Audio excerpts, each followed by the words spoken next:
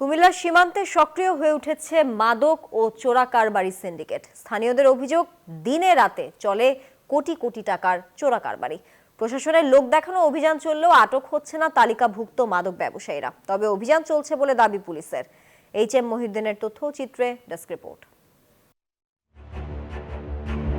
কুমিল্লা সীমান্তের কাঁটাতারের বেড়ার ফাঁক দিয়েই চলছে রমরমা মাদক চোরাচালান। কোনো রকম ভয়ে ডরহীন বস্তায় বস্তায় মাদক পাচার হচ্ছে নির্বিঘ্নে। এমন দৃশ্য কুমিল্লার 5 উপজেলার সীমান্ত এলাকার অর্ধশতাধিক স্থানের। স্থানীয়দের অভিযোগ, সমান তালে চলছে ফেন্সিডিল, গাঁজা, ইয়াবা, বিভিন্ন ব্র্যান্ডের মদ, হেরোইন, আইস সহ নিষিদ্ধ মাদক পাচারের উৎসব। শক্তিশালী সিন্ডিকেটে কুমিল্লা জেলার চাহিদা মিটিয়ে এসব মাদক পাচার হচ্ছে দেশের বিভিন্ন প্রান্তে। প্রশাসন নির্বিকার থাকায় ক্ষোভ প্রকাশ করেন তারা। দৈশ্বরানী, সামিনা, পারুল, তারপরে আপনার শরীফ, অনেকে আছে। কুরিয়ার সার্ভিস ও কাভার্ড ভ্যানে মাদক পাচার করেন চক্রের সদস্যরা।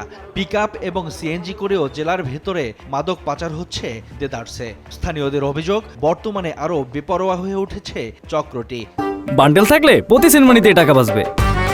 বিকাশ সেনমানি বান্ডেল কিনে জিতুন প্রতি লেনদেনে। তারা তো আইনের ফাঁকে বাড়িয়েই ফেলে, কোটি কোটি টাকার মালিক। তারা মানুষের বাসার কাম করতো, তারা এক একজনের 4টা-5টা করে বাড়ি।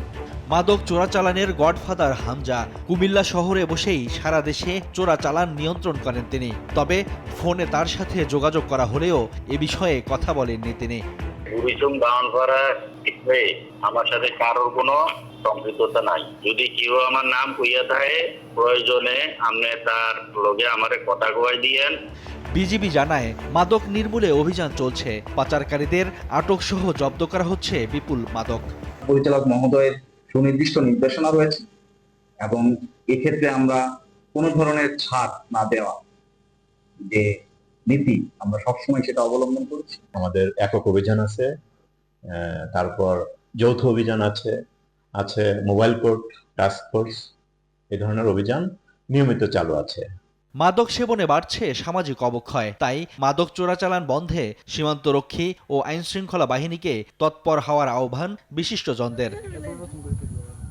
Shoaib Shamim, desk report, news 24।